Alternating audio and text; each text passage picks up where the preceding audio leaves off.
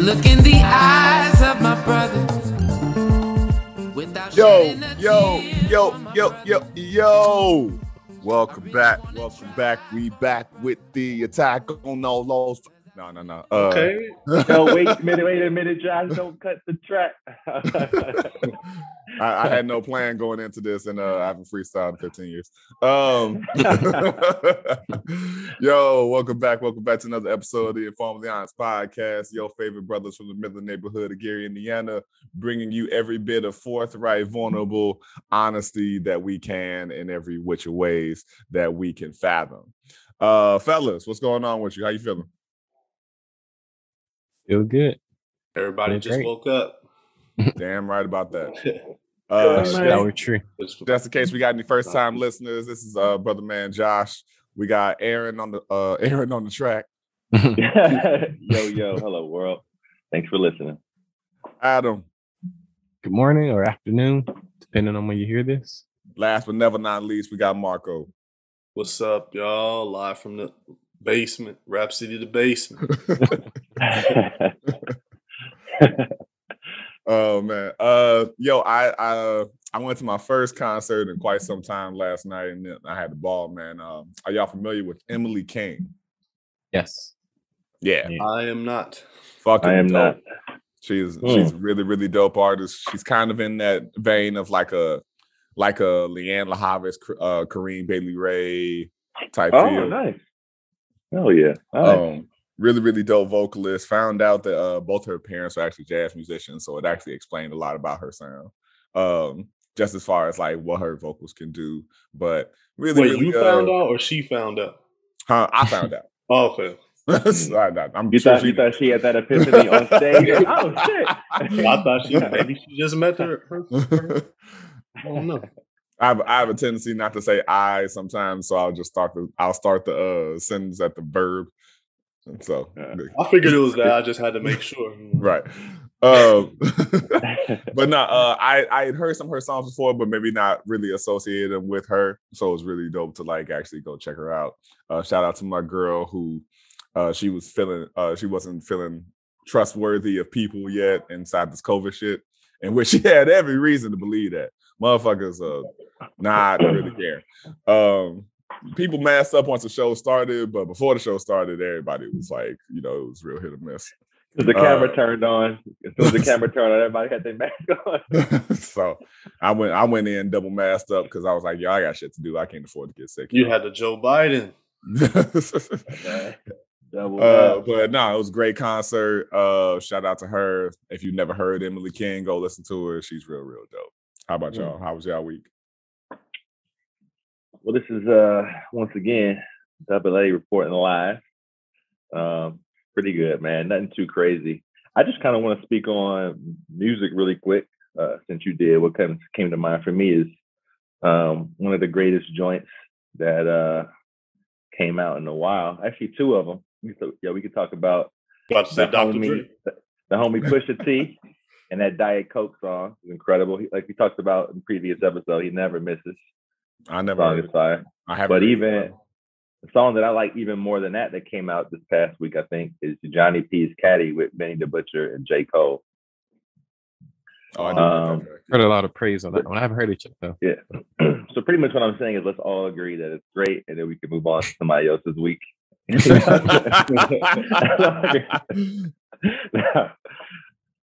I know about the Pusha T, but I still haven't heard it yet.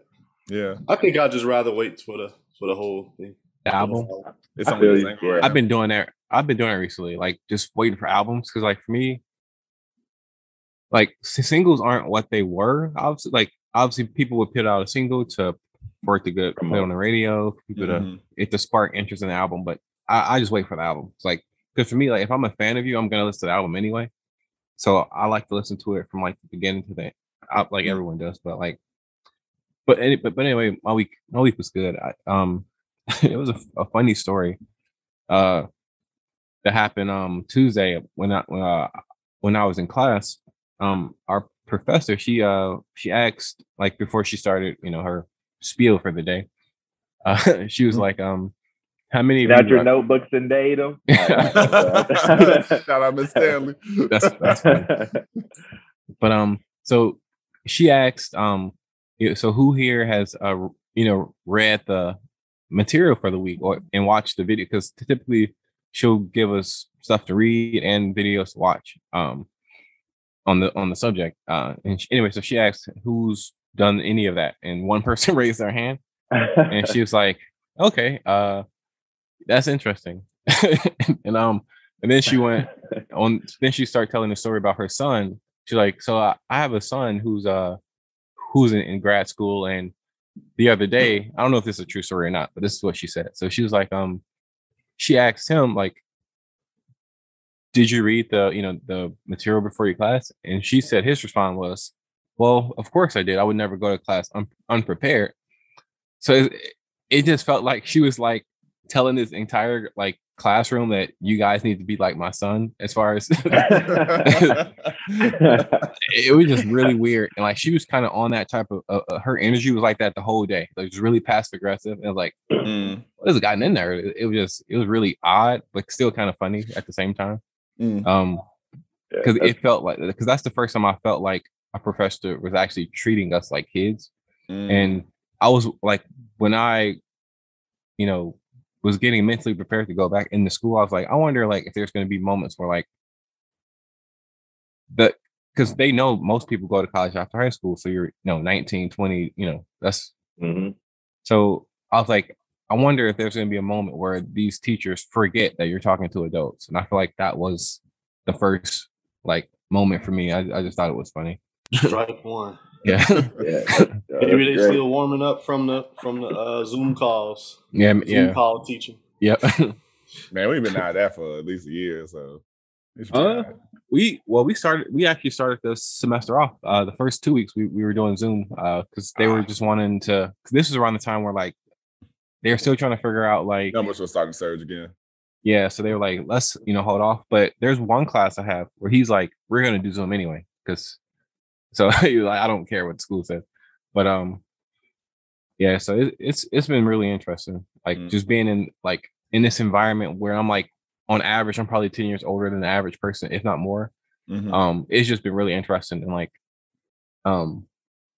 we have like these online discussions in some of my online classes, and seeing like the way people write, it's just very like social media, like it's kind of like I'm not saying it's like people are like using like text speak or anything, but it's not like, it doesn't feel collegiate, if that makes sense. Like I feel like if Mr. Reed was like reading the stuff, he would be like completely like thrown off, flabbergasted. Yeah, it's been really interesting. I'll leave it at that. Hey, bro, I'd be curious to know next week if everybody comes prepared or not. I know. After being dissed by the professor. Yeah. I just thought it was odd though that she said that, but whatever. I do wonder what that's gonna feel like. Should I choose to go back to school? Because I feel like I'm going to at some point, but I have no college. Really? I have no college under my belt.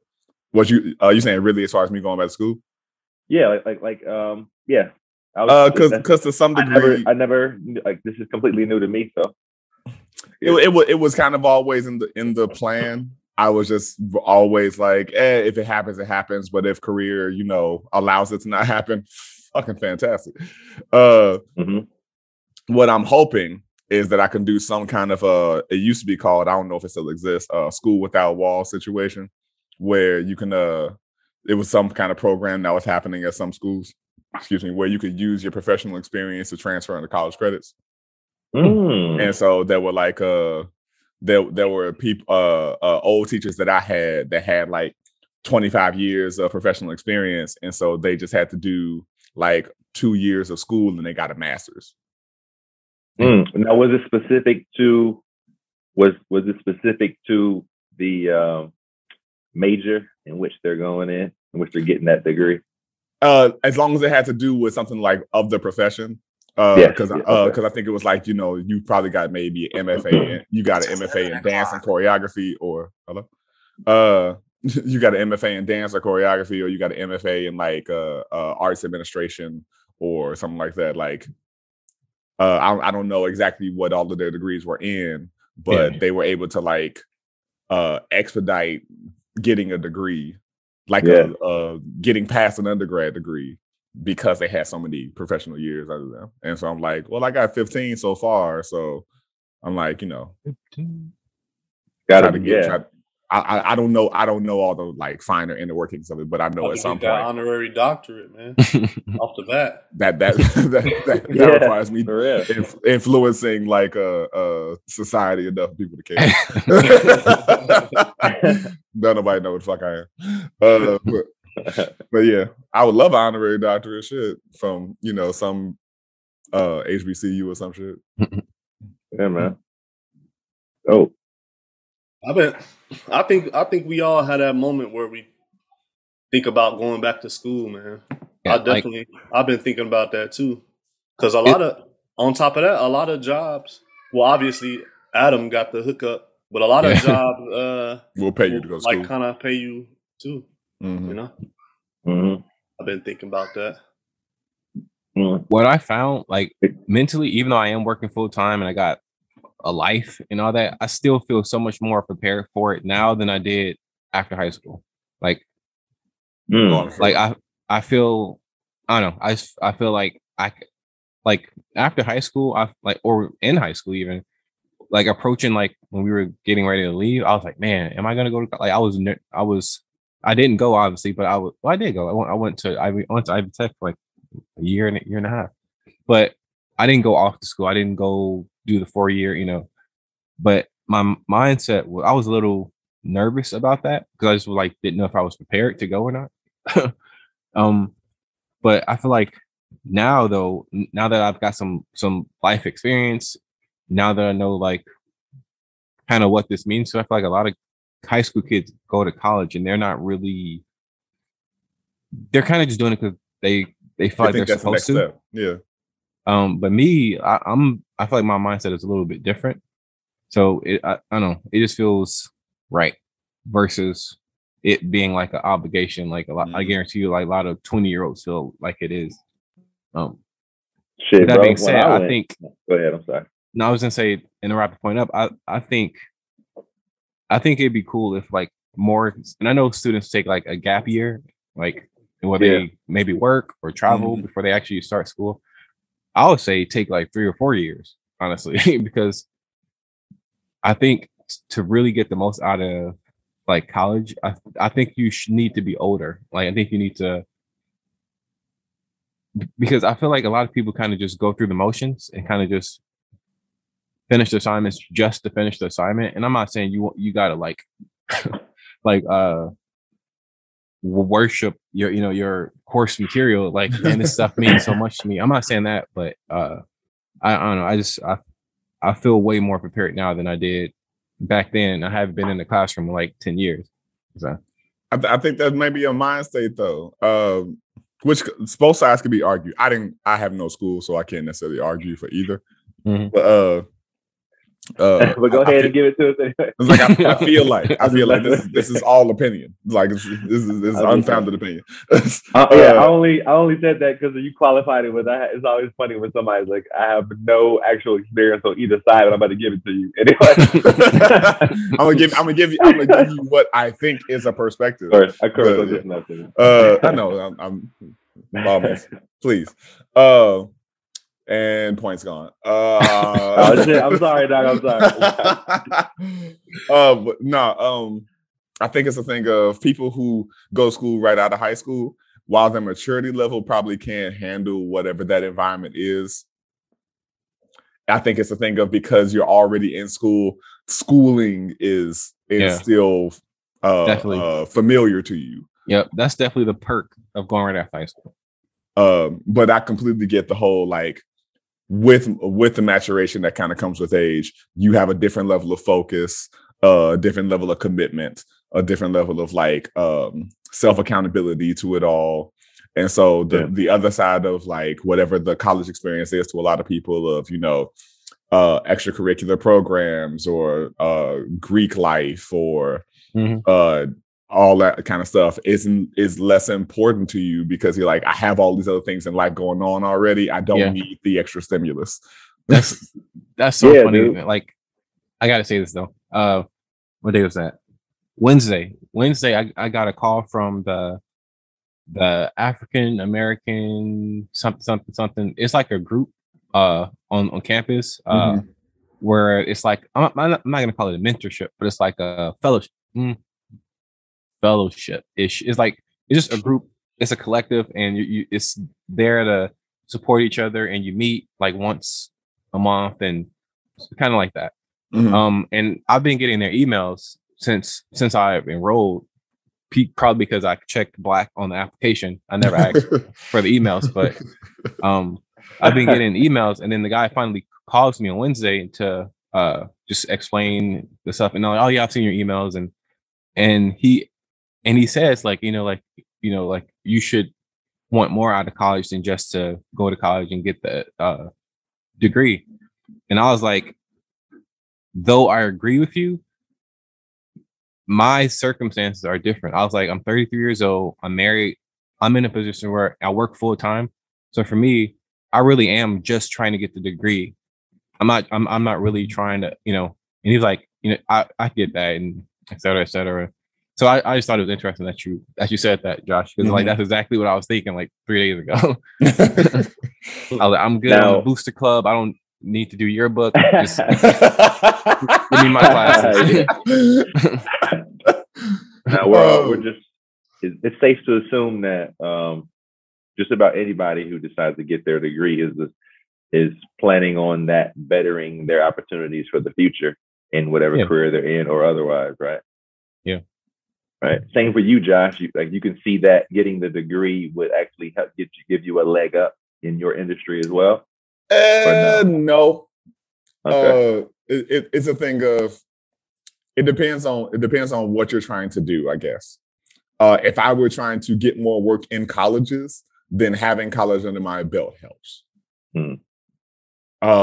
If I'm just trying to, if I'm trying to grow my portfolio as a choreographer, that's not gonna. Only thing that can help that is other people giving me choreographic opportunities, or me making choreographic opportunities for myself, and then getting clout and recognition for it to a point where people want to bring me to do choreography with them. If I want to be a dancer, then I gotta audition or be recommended or what all that kind of stuff. Like the degree really only helps with other schooling things. Okay, gotcha. Like even when I was working at Westside, they didn't want to give me the job because I didn't have any college under my belt, but I had more professional experience than most of the other staff. Gotcha. That makes sense, bro. I asked that because I was thinking. I looked into different art schools as well, but the schools that I was interested in are ones where essentially it was like what you're saying. It's like you can have a PhD, but if your portfolio is shit, then don't apply. we need like it's like for the arts, it's typically that way. It's like if you can't, you can have a PhD, but if you can't do what we need you to do, then it doesn't really matter. Yeah. A point is like it's kind of similar. It tends to be that way with the arts. Unless you're trying to become like a professor, I guess, or something. But like I was gonna get it. Like I like that there are both lanes. And you have that lane where some are more apprenticeships, where you work with somebody who's professional in that whatever that art world is. And then you could maybe do the business for the marketing and all that if you wish to be your own, self-sustained artist in whatever field you're in as well. So. Kind of cool, but it's kind of what I assumed. But I was just wondering if that was the similar situation for you, Josh. Oh yeah, most of. There's all the perks and benefits that kind of come with, if I was some adjunct or full-time or tenured professor at a college, health benefits and 401k and all of that kind of stuff. But I also remember that I hate making curriculums and grading. Like I don't particularly care for doing those things. And so I'm like, unless I grow older and feel the need to, do my feelings change about that, I'm probably not going to, pursue doing this on a collegiate level. Yeah, I feel you, dog. This whole man, I be thinking sometimes, but you brought up 401ks. I be thinking sometimes, like in the future, and the fact that like Social Security probably is gonna run out by the time we're old enough. I'm just like, and like a lot of businesses aren't doing pensions the same way they used to back when like our parents were, working. So like you don't have that to count on somebody like paying for your livelihood and until the end of your life. I'm like, shit. Gotta invest. Well, anyway, yeah. Just on that topic of stuff, it's kind of like we're talking about jobs and shit. It's like, man, the 401k thing is real, bro. You might have to hustle when it's 60. Yeah, hustle when you're 60, dude. Hustle. I've already come to the conclusion I'm probably going to be working until I'm like 79. So, I'm like, bro, I know everybody ain't spending money from 88. So like, damn. That's some real shit, man. So those are kind of things that make me think, like, man, maybe I should like go to school for something, maybe even other, like get one of those kind of jobs that they'll actually help support you. But I don't know. Have you thought about just filing your own 401k and just putting your own money into it?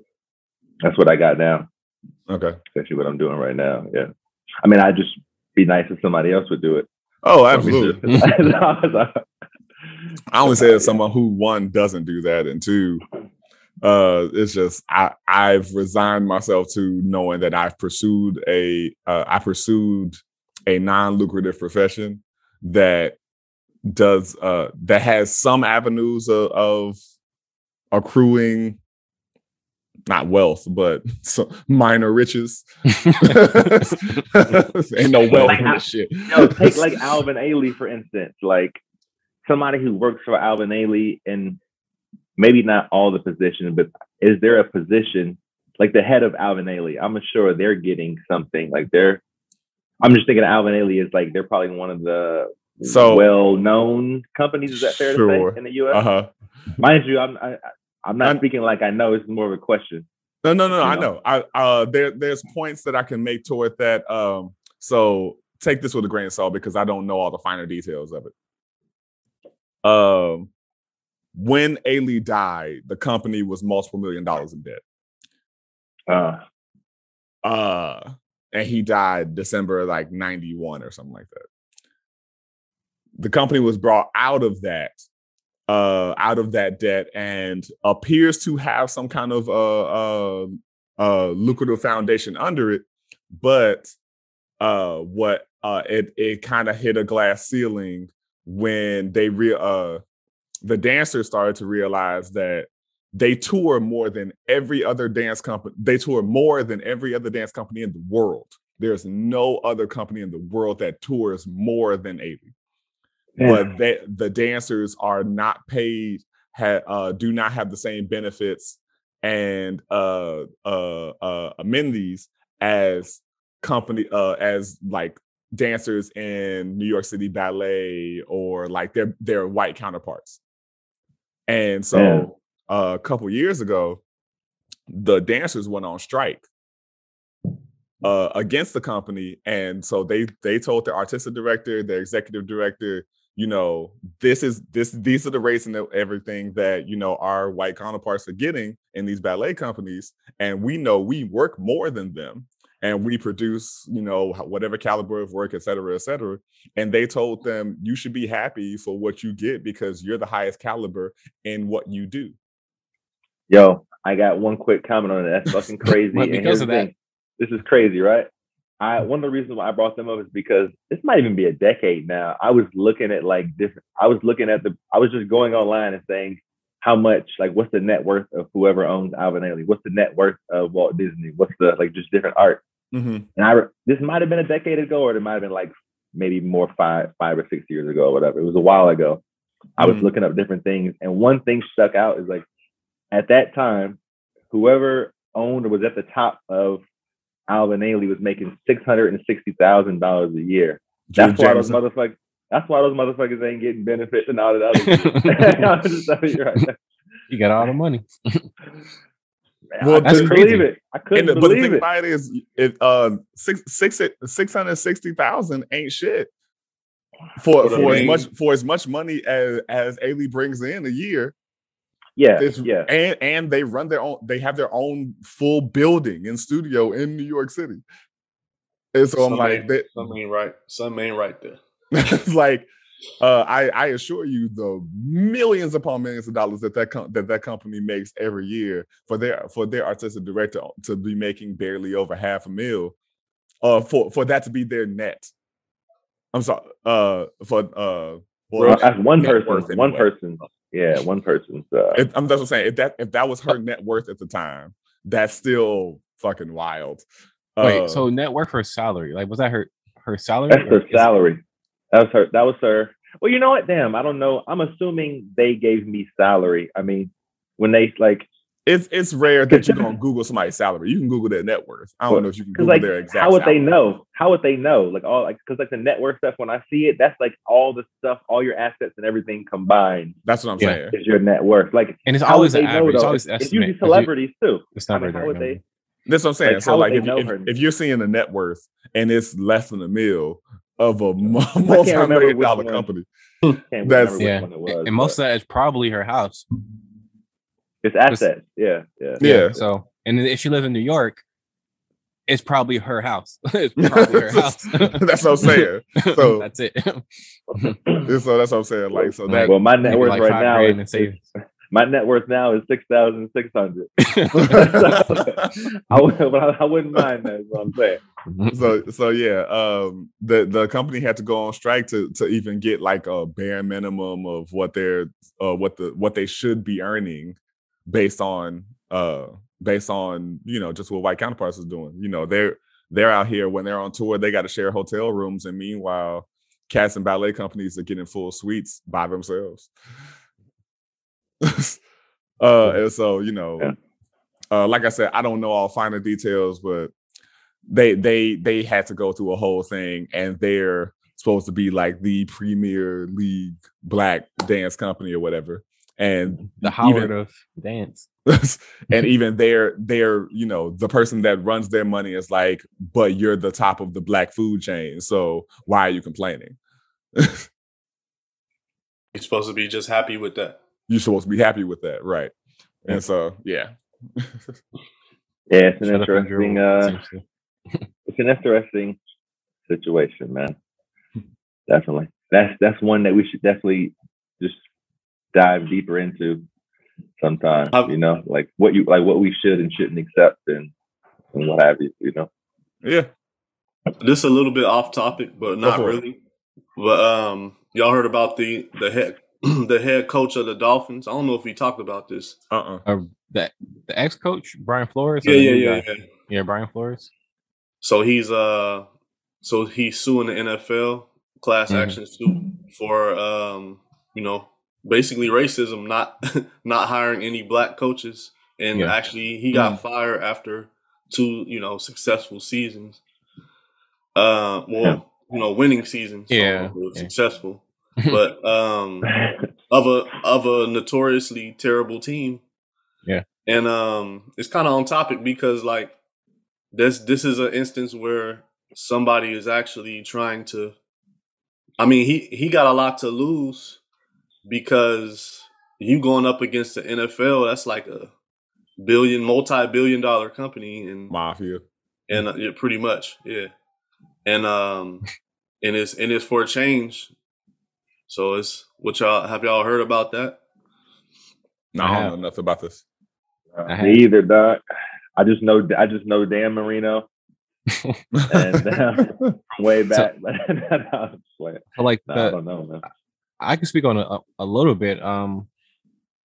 So Brian Flores, like you said, obviously, I think he was coach for 3 years. I think his first year they went like 5-11 maybe. Then they went 10-6. Then they went 9-8. So in the NFL, you win a record like 10-6 doesn't really sound that great. But that's a pretty good record.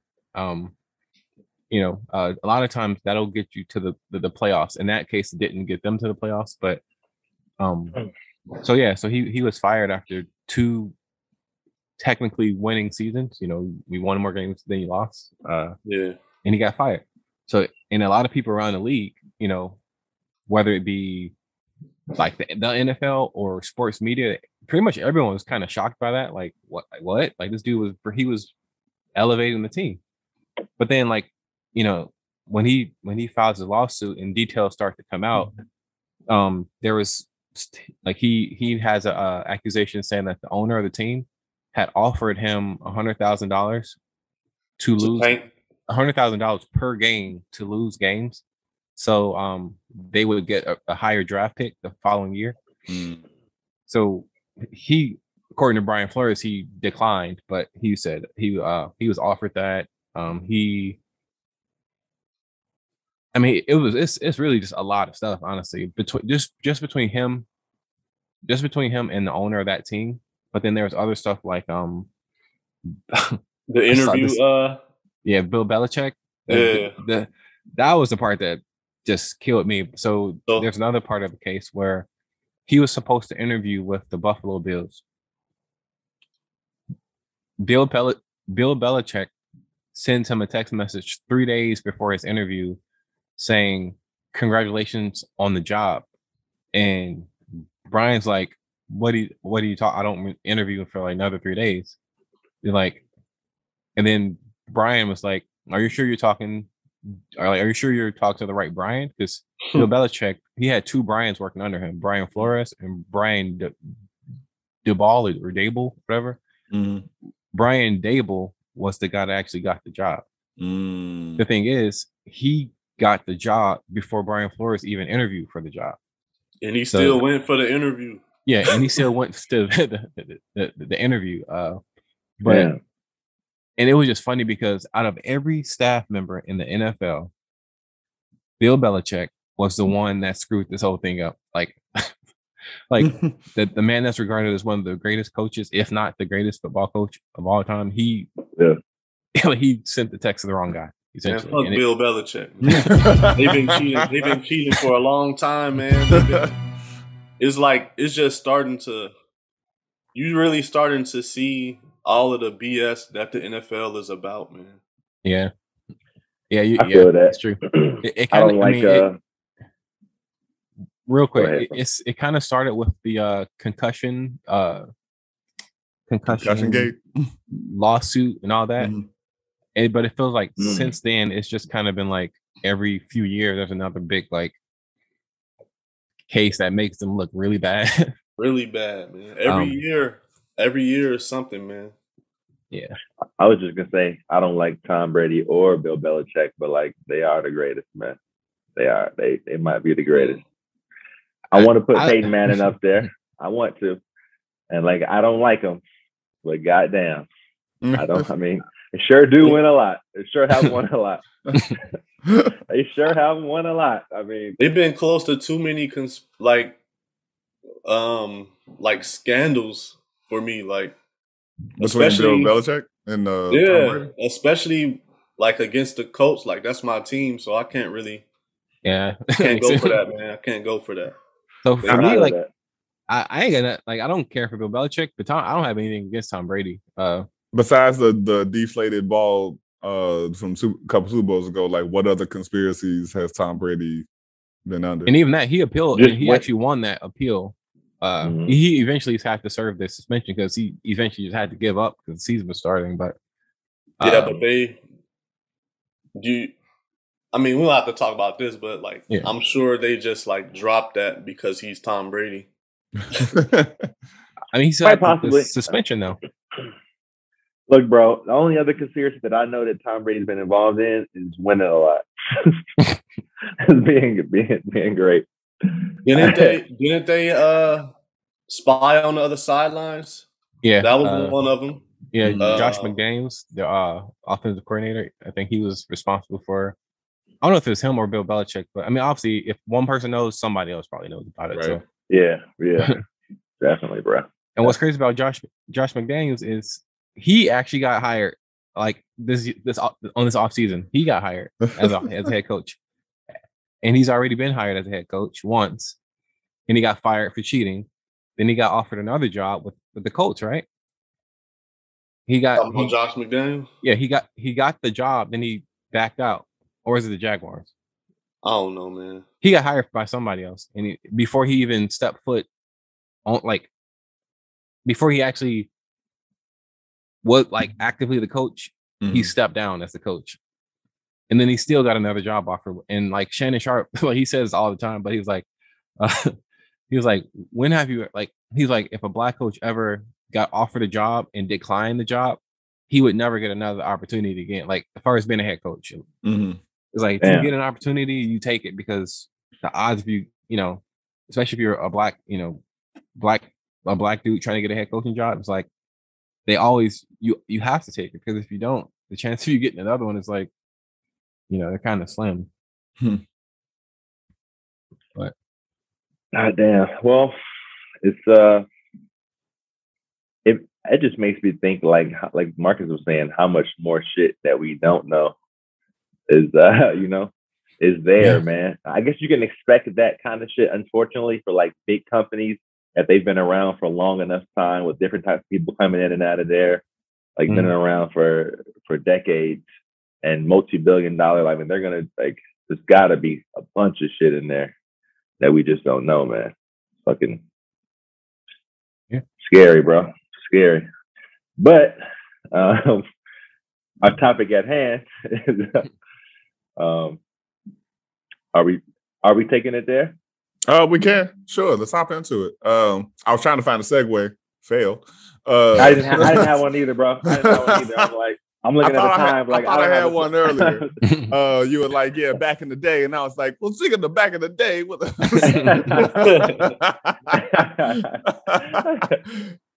Oh, word. Okay, so shout out to Chris. He sent in today's question that we're going to talk through. I'm going to read the whole sentiment. He said, I found myself playing Pokemon Go out of boredom and wearing a Nickelodeon t-shirt today, which got me thinking about nostalgia. Shout out to Pokemon Go. I still play from time to time. It's very seldom, but I do. With that being said, what is one item, show, video game, etc. that you would take from any era and revive it today? And of course, why? I'll kick it off. Twisted Metal. Go for it. You said Twisted Metal. I knew you were going to say Twisted Metal. I knew you were going to say like, because for me, that's been a thought for me for years. So like, that's instant. Like, and the reason why I say Twisted Metal is because, first of all, it's fun, but the online play that you can have for that game just would be not awful, awesome. It would be set up perfectly, because if you think about the other games people play online, like Call of Duty and Battlefield and stuff, it's like it'd just be perfectly set up for that. I think like the maps you could create could be epic. And then just with today's technology and graphics, it just, I don't know, I think it'd be great, because even back then, like I think my favorite one was Twisted Metal 2. Is probably my favorite out of all of them. And I've actually tried to play it like within the last few years. I tried to play it because you could, like, at one point you can download PS1 games on PlayStation Network. Yeah. And the graphics obviously were terrible, but it was still fun. It was still fun to play. So it would be Twisted Metal. Shout out to my brother Jamal, who's the head of the Call a Brother podcast. He just started a YouTube channel, and you made me think about the fact that if you don't know what a Raspberry Pi is, it's like a little mini computer. There's a new kind of skin setup almost for PlayStation 1 emulator that you can put a Raspberry Pi into. And so he was showing how to set it up and everything. And one of the games he played was Twisted Metal on it. Oh, nice. That's what his channel is, like that type of stuff. It's called Teaching Tech Moments. Okay, I'm gonna have to check that out, because I actually made an emulator with a Raspberry Pi back in Florida.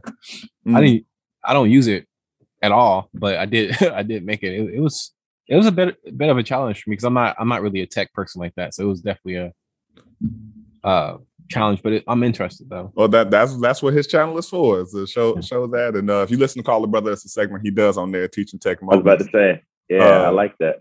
And he's just constantly trying to show people that there's really cool tech out there that does not cost a lot of money, but you can do really great stuff with. And it's usually if it is DIY at all, it's real simple.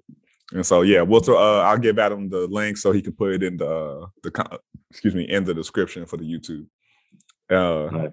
But yeah, I think for me, I've been wrestling with whether or not it would be necessary to make it more modern to this era, but a show / animated series that I think was integral to my development, Daria. Damn. I think Kirsten liked that show. Shout out MTV when they were actually good. MTV. You know, even though it was not a show about music, it was most of MTV's programming at the time. MTV had some like banger shows between that and Clone High and there's another one. MTV Cribs. You said what? MTV Cribs. I hated Cribs. But no, Daria. Such a. I'm sorry, I gotta say that's such a bad idea for a show, and the reason why I say that is because you're taking people's wealth and money and you're showing it to these kids, and they're like, it's not good for people's psychological whatever. That's all I'll say. Development, welfare, Because you're just like, oh yeah, if you get money, then you can have 17 cars and a helicopter made of dildos, and like you don't. This is just showing you exactly how to waste money, and then you find out later on that most of the time, them motherfuckers did not own those houses or anything that was there. That was a random house. It was just a random house and shit. And like introduce stuff as yours. I don't understand it. Yeah. Check out my refrigerator full of only Cristal. And no, and that makes no sense. And everything in the fridge was always nice and neat. It was like always well organized, and it was just wild, man. You know that shit doesn't look like that. But Daria, I think, was pivotal to my development. One, because I already had extremely sarcastic parents, but watching that show helped put it into perspective. One, how hilarious sarcasm is, and how you could be the smartest person and just make fun of people and not care about how it influenced you, and all the different characters. I loved the best friend Jane. I loved how the black characters on the show acknowledged the stupid shit that was happening in their very predominantly white school, but their relationship to it all as black folks. Even the dumbass leader of the football team and cheerleader, they were fucking hilarious. Man, I think it was a really, really well done show that I'm like, would I bring it to this era? Yes. I struggle with how it would be modernized without making it like corny. I did see there was a mock, I think it was like a College Humor or one of those YouTube channels that did a mock live action with Audrey Plaza. I could see her be wild. Yeah, I can see her actually. Yeah. Plus, she's a babe, so that'd be cool to see. Have you seen her on like interviews and stuff? I've seen some awkward ones. I think they're all awkward. I don't know if she was doing it on purpose or not. I don't know if that's just her or what. I don't know. Think so. They're really weird though. I think she is just a fucking weirdo. Yeah, which is fine. Because I thought you were gonna make some point. Do y'all watch Brooklyn Nine-Nine at all? Yeah, I have. Yeah. I haven't watched it in a while, but yeah. I was so thrown. You know the chick that plays Rosa, the like. Mm-hmm. I was so thrown off the first time I saw her like as a regular person. Yeah, because she's not like that at all. Yep, the cool chick. Yeah. She's like, she's always wearing like leather jackets and shit. Leather jacket. Yeah. And then to even like I don't know if y'all watched Encanto yet, but she's Maribel. She's the main character in Encanto, and I'm like, okay. I would never thought that. Exactly. Yeah. Because she's like heartless in the show. She like doesn't show emotion. Right. Monotone. A robotic sex machine. And I love her on the show. Her and the dynamic between her and Jason Mantzoukas, who literally plays the same person on everything he's on. Some people just know their lanes, I guess, man. Yep. But no, Daria will be my choice as far as like something I want to I want to have again. That's a good one, dog. That's a very good one. Wow, you took it way back. But I'm gonna take us a little further. So journey with me. Now we spoke about this before we start recording. I'm gonna have to go back to Arthur the Aardvark, man. For so many reasons, yo. That's his rapper name. Yeah. His rapper name is Double A. Just from because that's one of like the books that my aunt would like read us before we went to bed, and like just the comfort it gave me. It's just so many different memories that I can like link it to, but like the comfort it gave me before I went to sleep, like hearing those little stories, and then like being Arthur for Halloween or like several Halloween, several years, and the show was just intelligent in my mind. It was like intelligent in the way that like maybe Mr. Rogers was, and like you could help kids learn things without specifically saying this is what you're gonna learn. It would give them like real life, or just they had an intelligent way of giving them experiences and it's making it relatable to kids, and they would understand, be this way towards others because you've experienced this before in your life, right? You don't want somebody like shit like that, but like in an intelligent way that I feel like kids could still relate to, and it was still fun. It didn't feel like some boring grown up shit that I didn't want to hear as like a 9 or 10-year-old, They did it in such a good way. I'm not sure exactly when they stopped making episodes, because when I was looking, it was like season 17 a couple of years ago. I was like, what the fuck? I didn't know they were still making it, getting it cracking like that. But dude, it was I just have, I guess, nothing but good memories about that show, the books, everything. So I guess what I'm trying to say is like the person who created it is the greatest of all time, essentially. But just like family moments too, of just all of us. Yeah, really resonating. Memories. Yeah. So like, and like just really quick, my girl and I the other day were watching a bunch of old school nostalgic shows that we watched, growing up, and that was one that I was watching. Like that's why it's fresh on my mind, because I have that same feeling now that I did then, even as a grown up. Like, yo, this is like actually a dope show for kids. It's definitely really well done. So I'm gonna go with Double A, Arthur the Aardvark.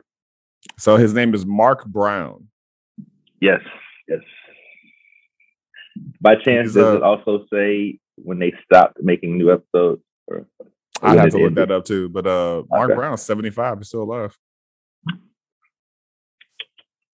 Him and two of the dude who made Charlie Brown, Schultz. Was it somebody? Him and that guy are like, that's another show that's just dope. It's just like that like was around for a really long time. It was well done. Oh, actually, it's still going. It says in June 2018, it was announced that Arthur was renewed for 4 additional seasons through his 25th season. It was subsequently announced on July 27, 2021, that the 25th season airing in the winter of 2022 will be its final season. So the end of this year is when it'll end.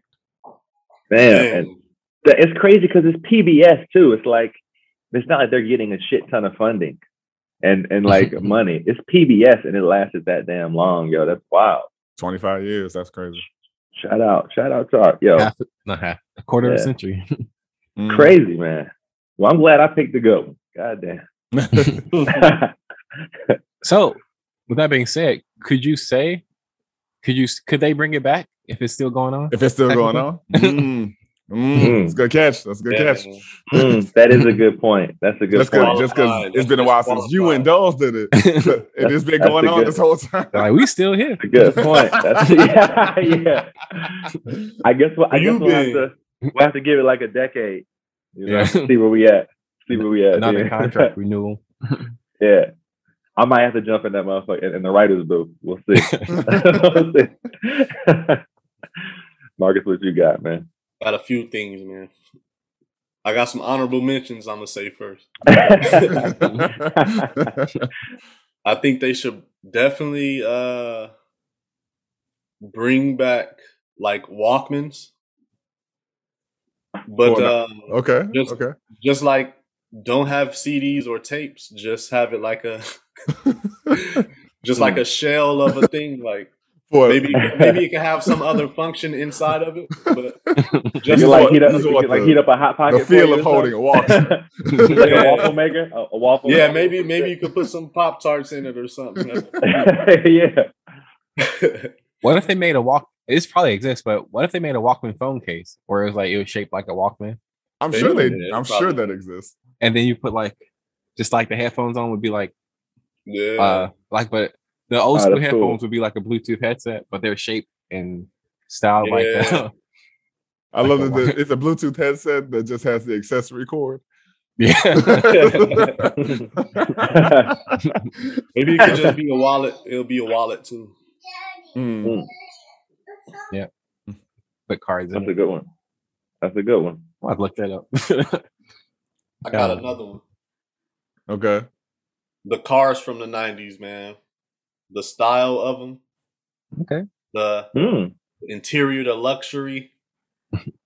You know. Are we talking like futuristic type look?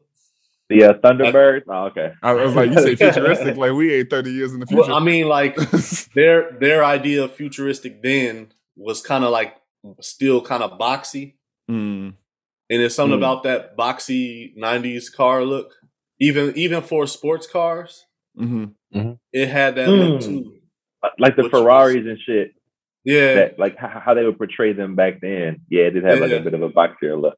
Yeah. I love cars from the 80s and 90s, like especially like Volkswagens. I think you had a Volkswagen back in the day, right? He had a red one. Yeah. Okay. Was there when he bought it, man. And that was what, 98? Yeah. I think I helped with like $2 of that, like $2.73 or something like that. Well, definitely that, man. I love minority owner. Bought a share. Yeah. One of my favorite cars is the Toyota Supra from the 90s with the flip up lights. Yeah, they had that in the Fast and Furious.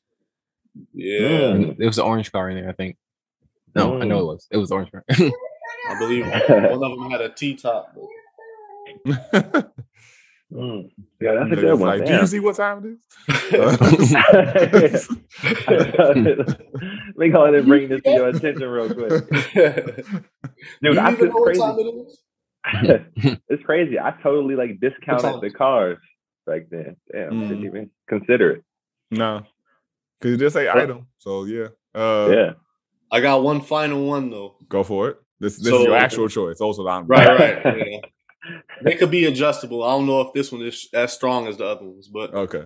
I was talking earlier about Rhapsody the Basement, man. Bro, come on, man. Bring it back. I think I just saw Tigger on something the other day. I don't know. Was it like 85? I think it was 85 South. Yeah. I don't want to see him on nothing else besides Rhapsody the Basement. I think they brought it back for like one day, didn't they? Like recently. Oh yeah. It was like an anniversary or something. Yeah, like within the past few months, they brought it back for like a day. And for me, I thought they were bringing it back. I didn't realize it was just like a 1 day thing. But for me though, I was like, who's going like what mainstream rappers are gonna come and like actually rap though? You know? True. It's some, but it's like the ones that go on Sway and stuff. That's true. Because I'm like, the ones that go on Sway, Hungry. What's his face? Hyenas. Yeah, dude. The hyenas. Got some hyenas. You whack. I love Sway. You whack motherfucker. I actually ain't watched Sway in a while though. A while, yeah. I just watch them like if it's somebody I know or like is like freestyles, and I'll watch the video, but I don't just on like an everyday like. But what was the one that Common did not that long ago? That was LA Leakers. LA Leakers, yeah. People go on there too. Yep. Bro, I just want to see people shooting pool in the back in the basement, man. and just They like serve talking no and other shit. purpose in the show. They just around. Go in the booth with the black light. What else? That was the first time I think that Pharrell premiered his gold BlackBerry. It was like an actual gold BlackBerry. It had like a diamond encrusted Rubik's cube or something That was like such that. an interesting era as far as like Crazy stuff people would show off. Yeah, it's like a gold phone. People were just finding stuff to customize. Like, Yeah. Let me think. Something like there was that era. Like everyone was putting like Italian fashion, like different fabric prints on their shoes or on everything, really. Oh yeah. But like you have like the Fendi pattern on Air Force Ones, but it'll be just the Nike swoosh. Yeah. the plaid pattern from Burberry or something. Yeah. It was just an interesting era, man. Gucci. Like, everyone was all about just showing off in the 2000s. I feel like I mean, still are, but I feel like that era was all about being flashy. Yeah, I mean, it's different now. You know, niggas are putting whole ass gemstones in their foreheads and shit now. Yeah. So I can't necessarily say it's that different. That's some Dragon Ball. Yo, that's some Dragon Ball Z shit, man. That's some Like, Steven Vision. Universe shit. That's exactly what Vision. Vision. Exactly, Vision. God damn, yo. Yeah, everything about that show was classic, man. The little intro, Mm. you know, you have them come downstairs. It was just a moment for the 90s. I don't know if it'll even work now, but I got a question, dog. Was there ever a time? Because nowadays rappers will like deny that, like rappers will refuse or reject the opportunity to freestyle. Like, nah, I wasn't prepared, man. You gotta pay me, and you gotta pay me, son. Like, was there anybody that we can remember who refused to freestyle in the basement? I don't think so. Or like maybe you couldn't come if you didn't. Yeah, I think that's the whole point. I think you were coming there to do that. Yeah, and I think the era was different. Like, you know, Chingy wasn't showing up on Rhapsody Basement. Like, you know, he'd be like, yo, the booth is right there, right there. He'd be like, nah, I'm good. I think it was a thing of like, you know, how should I say? You know what you get into. There was a standard. You know, motherfuckers knew if you showed up to this was expected of you. Yeah. That's which how I think it was Sways, but people like folks. I feel like now if you go on Sway, he gonna ask you to freestyle. So which I feel like, you know, at the time. Oh, go ahead, Marco. No, I was just saying. I think it's probably the best equivalent for Rap City right now. Like, because when they go there, if you're a rapper, I've seen them turn it down, but most of the time, like, you know what you're getting when you go to Sway. Yeah, well, it should be the case. Like the same. What do y'all feel about people like reciting written stuff? Like, I don't think people really freestyle like that anymore. Yeah, I don't either. I'm asking, like, is that a problem to you? Like, when people. Not necessarily. I don't like when they call it a freestyle. That's all. Yeah, I think they need to find a different word for it, free verse or whatever. Yeah. But like you know, you're not really coming up with this off the dome because, I just feel like there's certain cadences you can't do unless you already have that shit locked. Exactly. Yeah. Yeah. Like when people like rapping triplets, like that kind of what everyone does now. Mm-hmm. Like, for example, when J. Cole rapped on LA Leakers, there's no way that's a freestyle. Like, sometimes stuff is too complex to be a freestyle because like, you're not that good. Like, the depth of whatever this parable that you put together. Like, no, you had to think of that already. That's callbacks and all that. Mm-hmm. I'm even okay with if they were thinking of stuff in their head on the like trip there, and like they spit that. Sure. I'd be more likely to call that more of a freestyle than like if you spit a full written and then say it's a freestyle, you know? Yeah. But then we don't know. Like somebody's making up a verse on the way there. Could be somebody's a whole day or a whole week's worth of writing. Just because they may be better at it, that, you know, they can think of it a little faster. I think I still I don't have a beef with it. I don't think that anything is necessarily better than the other. I think it's just a skill set. Yeah, and for me, the only reason why I asked is because I don't have a problem. I don't have a problem with it either. From my understanding, I saw a video. It's like an old video, but it was with like LL Cool J's in it. He's the only person that I remember that's in it, but there's other rappers. Maybe Busta Rhymes might be in it.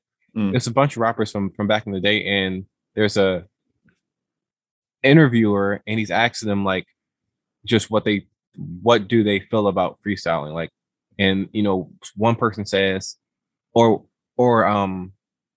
define freestyling. I think that's what the question was. And one person said, oh, it's when you say some stuff off the top, and another person was like, it's a compilation of lines that you might have written that you put together to make one verse.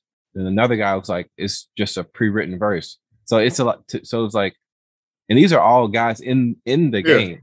So I was like, oh, that's interesting because for me, I thought it was like off the top. That's what just. But someone ended up saying that originally when people first started getting into ciphers, whatever, that it would be stuff that you had written before, and you would get into your little cipher, and and that was the thing. And then over time, it turned into off the top. So I guess you could say there's different definitions. I feel like they literally used to call that a cipher, though. I don't think I don't know if they used to. Did they used to call that a freestyle? Because I don't know. Ciphers are just. Cipher is the is your group getting together and right. That's the action, not necessarily what you're doing. Yeah. Or I thought it was just a group of people rapping. Like that's right. I mean, right, but because the cipher could be a group of people rapping, a group of people dancing, like any. It's a group of people. Is the key. Okay. Within the context of rap, world, that's what I always thought of it as. Yeah, me too.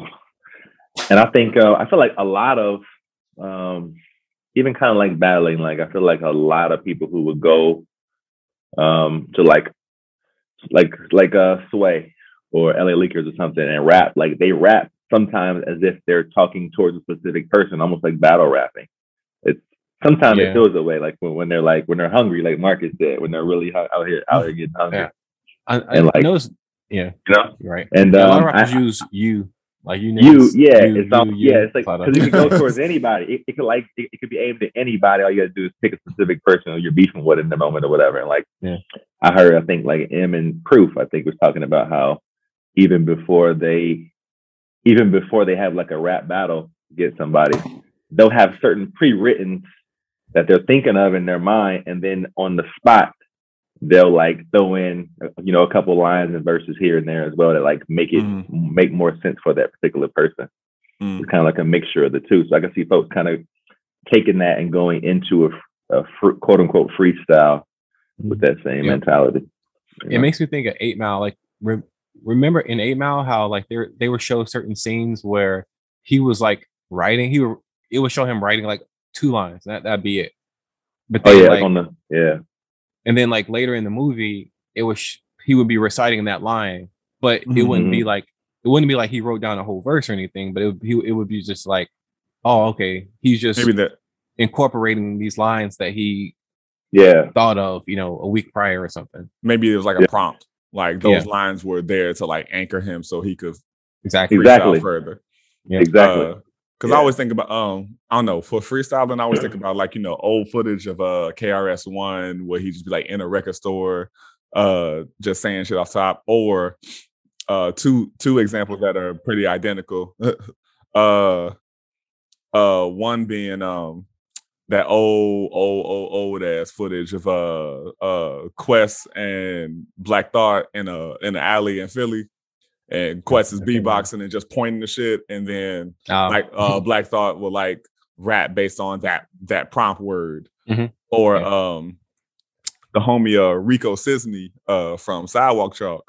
He has a song that they would do every set where he actually would like bring random shit on stage, and so everybody just lays out shit on stage, and then he'll just spit a whole freestyle of him picking up an item and working it into the shit that he's spitting. Yeah, that's dope. I saw that video. It was pretty impressive. Yeah, I've seen a few things like that. I think I saw something where is it Eminem? I saw a video of him doing that. Like someone would say a word and he would incorporate it into the rap. I saw it. Yeah, Someone Paul was like throwing some words out. Yeah. I saw Common do that. I feel like several times. I won't say all of them, but most. I like the best. I like the people who can really freestyle can do that. And I feel like there's only a few people in the game who can actually freestyle. And Common is one of them. Yeah, but you can tell when it's freestyle because you can tell when it's a freestyle. Like it feels the cadence is typically slower. You can tell when it's freestyle. Yeah, they find pockets or like they'll repeat like you can tell he's like, okay, let me try to formulate some kind of destination so I can work around how to get there, but I gotta make my next point to get to. Yeah. And that's why I don't mind when people don't actually go off the top because I know how hard it is. Not that I'm in the booth doing it myself, but just because we know that there's only a few rappers that can actually do it. And some of the best rappers can't actually freestyle. So that's why I don't hold it against some up and comer that can't do it. Like, so that's true. I always thought it was a fascinating topic. Like, like who actually freestyle, who actually goes off the top, who doesn't, and how do people feel about that? Because people see people in comment sections giving the rapper a hard time, like that ain't off the top. Like, so what? It's still good. It's still good. Like, I would like to hear. Like, who would y'all like to hear freestyle? Like, a real freestyle from, just to see if they could do it. I want to hear Drake freestyle, man. Drake. I just want to see. Who? I want to hear Drake freestyle, like a real traditional freestyle. That's a good question. Well, apparently, DaBaby he has something on LA Leakers. I'm gonna listen to it because I'm just curious. I'm not a fan or anything. I'm just curious of what it sounds like because I know there's like freestyle of Soulja Boy from like 10 years ago. I listen to like once a year just to laugh. Just to laugh. It so makes bad. me laugh too, dude. I watch his interview sometimes just to laugh because I want to know what thing that he was the first rapper in the world to ever do. That's a funny man. Like he's a funny dude. Well, it's a lot of people like caping for him now. Your boy Charity is one of them. Talking about how Soulja Boy revolutionized the game because he was the first viral internet rapper. Oh, he definitely that is. I actually agree with that. He is a pioneer in hip hop. Like that's I do believe that. Can't argue against it. I buy that. I don't think he's good at what he does, but he's I just want people to acknowledge that he's not a good rapper. Yeah, but he is a pioneer, sure. Yep.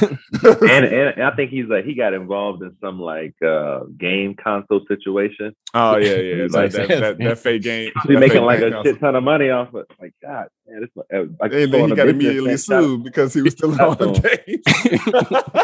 Well, I don't know. He made an emulator and he sold an emulator and acted like it was a different game system. Well, look, we'll see. But we should wrap it here. I don't like to use the word pioneer, but I got see. I get what y'all saying. It's definitely a big word for him, but sure. I'm just using it as a technical sense. Just technically. Okay. Because in all actuality, he's the one who blew up doing that. It was thousands of people doing what he was doing. He just made a catchy dance and song. No. It's in. I think the pioneering thing. I would even say slightly revolutionizing wasn't in his sound or what he was doing. It was the fact that he broke into the music pirating system and tricked a whole lot of people into listening to his song because they thought they would download some different shit. And every time they would play what the fuck they thought they downloaded, it would be his song.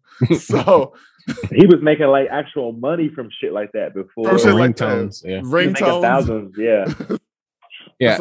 We all agree that he's not good. We're all in agreement. We're just saying that he was the first to kind of like blow off of something. Like, just like, for example, and I know we're rapping, but like, for example, and I always go to this. Nirvana wasn't the first to do grunge rock. They just happened to be the first to blow up off of it. Just like Sublime wasn't the first to do ska. They just happened to just be kind of the first to go big mainstream with it. So I just look at Soulja Boy the same way. He's not the first to do what he did. He was just the first to blow up off of it. Yo, yeah. We got to wrap before I start giving people like the baby a lot of credit, man. I'm hearing verses that I'm liking. I'm like, oh damn, why do I like this? The baby's not bad. He just sounds the same way every fucking song. In the van, bro. I got about 8 hours on this route, and a good 3 of them are the baby. I'm like, what's going on over here? The baby's not bad. I just want him to. To not sound the same on every song. Say what? Freddie Gibbs versus the baby. I heard you the first time. I just didn't want to answer, bro. Freddie Gibbs versus the baby. I'm gonna give it to Freddie Gibbs. I'm gonna give it to Freddie, bro. I'm gonna give it to Freddie. But there was I cannot remember the fucking song. I was trying to think of it today. There was a verse that that the baby did on a song with J. Cole and like a couple other people. Fuck. That's the one that really stood out. It was a verse. Was it on the Dreamville compilation? I think so. Because there was several other cats on Dreamville it. 3. Oh, it was a really good song. Yeah. I know what song you're talking about. Because J. Cole killed the verse too. I know exactly what song you're talking about. I actually do like that song. Yeah. Yep. Dude, the baby's verse on that? Yeah, it's like the first song on the album. Yeah. I pulled the van over like, yo. Yeah, that. Whoa. Yeah. I think everybody. I was surprised. Did well on that one. Yeah, I wasn't ready for that verse. I was like, I had to like pull over and look like, yo, this is the baby rapping here? I was asking Siri, like, who is rapping at 4 minutes and I was like, hold on, man. Why do I like this? But yeah, man, that was my final comment for the episode. Final comment for the episode is I'm giving it to Freddie Gibbs over the baby. That's my final comment. Well, we appreciate y'all. Thank you for listening to another episode of InforMILLy podcast. Going to send out those quick reminders. If you want to sponsor the podcast, you can do so on Anchor. Anything is acceptable and appreciated, but $5 minimum a month, man. Just help us to make this podcast even better. Get us some real equipment so we can stop, giving fuzzy shit through Zoom and shit. But Adam's always doing great on production. We want to be able to help him out. Elevate this production value. If you got anything you want to put on the podcast for us to promote, by all means, send us a email at informillionspodcast@gmail.com. You can always hit us up on Instagram as well, InforMILLy Honest, Facebook InforMILLy Honest Podcast, and Twitter at InforMILLy_HP. And last but not least, rate and review on Apple Podcasts and Spotify. Appreciate y'all. We love you. Every connection that you make, every loved one that you have to put up with, and every situation that you have to endure. We always encourage you, implore you, and empower you to be forthright, vulnerable, and most of all, motherfucking honest. Appreciate y'all. Yeah. Yo, one quick promotion also on our part is gotta promote. We have more merch coming. It will be coming, especially for those lovely individuals who do support us, whether it's $5 and up or less than that, whatever you support us, you can expect something, at least great merch. Check out the merch coming soon. Also, check out our lives. Check out our lives. Ladies and gentlemen, boys and girls, and everyone in between and further. We had a great live last week. We're going to be doing another one most likely tomorrow. So I think we're going to do Sunday lives. We'll find out a funny name for it or whatever. But tune into the lives. You got to come and like our IG page so that you can be informed on that. And yeah, come on, check in. Yeah. Come live with us. Peace. Thank you for listening, world. Peace. Goodbye. Without shedding a tear for my brother, I really want to try for my brother, 'cause I truly do feel for my brother.